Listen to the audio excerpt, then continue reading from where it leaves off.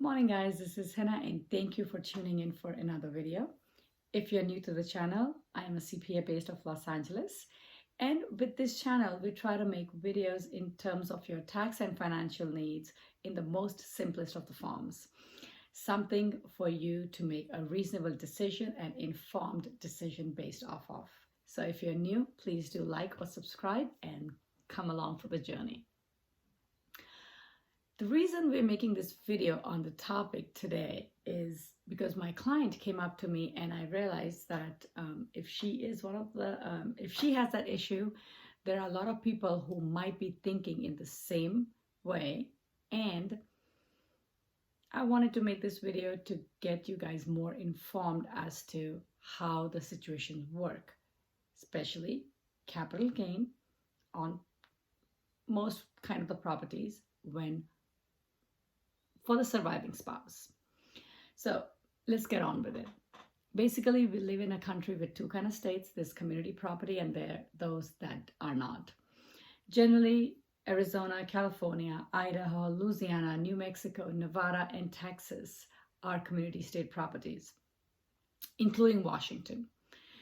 In 1984, Wisconsin did enact the Marital Property Reform Act, essentially making community property, and IRS does recognize that part of it as well.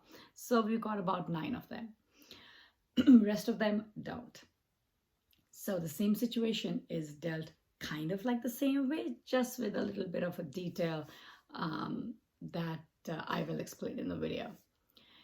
Essentially, a husband and wife, as long as both the names are on the deed or they have built in the right to ownership to the property, be it any kind, generally speaking, this would apply to. At the end of the day, what we're talking about is a step-up basis for the use of the surviving spouse. To make it a little more clear, I have a client who is just selling the property she has about 10 years after her husband died. She thinks she gets $500,000 from the primary residence as an exception, for towards the profit, which is kind of sort of true, but really not. And here's the detail.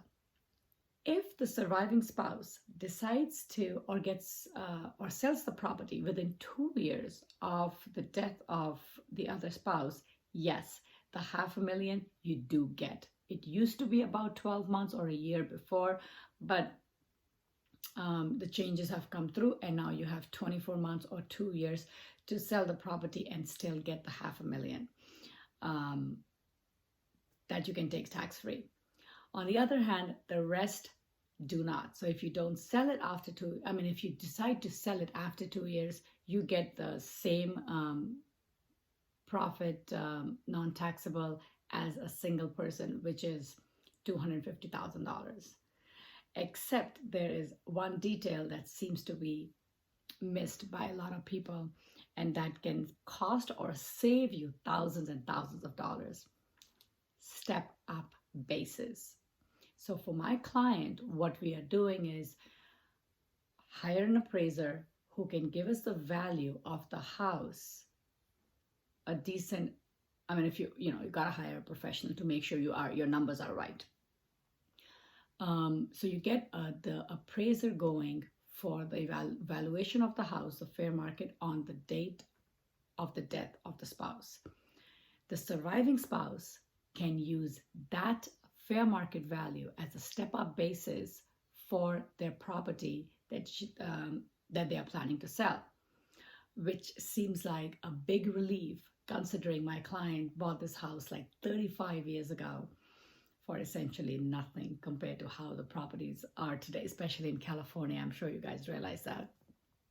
So even though she may be getting $250,000 in gain that's not going to be taxable, but she is not using her original basis. What she's using is the fair market value of the property when her husband died, and that is used as a basis to the value or the selling price whenever she decides to, or whichever offer she goes with.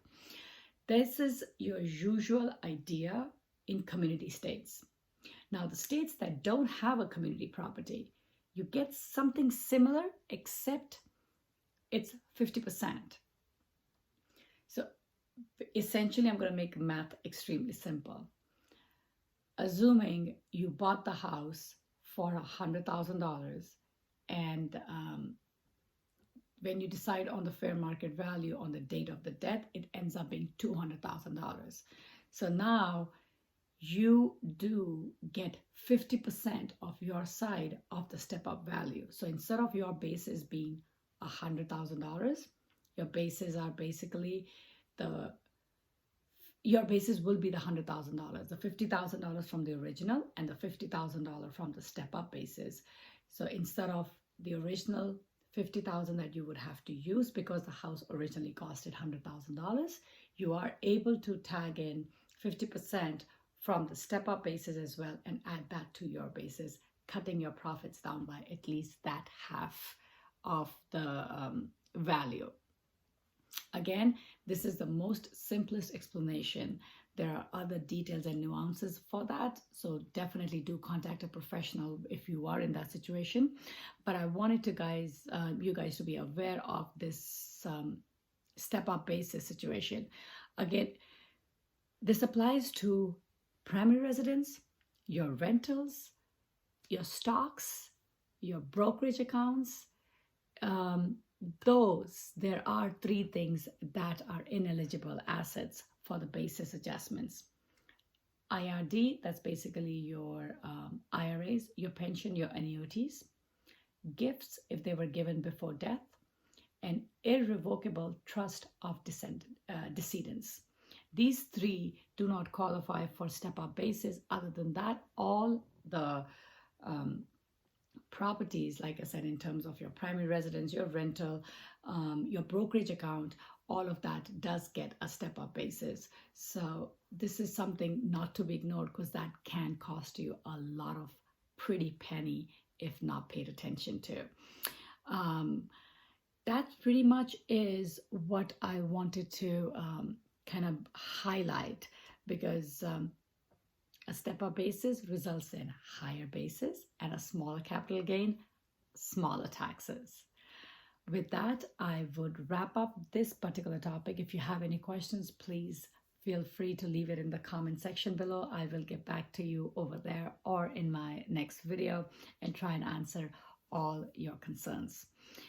And if you are already aware, I particularly do like to end all my videos with a positive note. If you're new, that's something I like to do for a motivational standpoint. And the quote I chose for today is by Mark Twain. The secret of getting ahead is getting started. You can't really end something without even beginning. So whatever it is, do make that start, put in the effort, and I am sure you will see the success that comes along with it as well. You guys have a great day. Do subscribe, and I shall see you in the next video. Take care.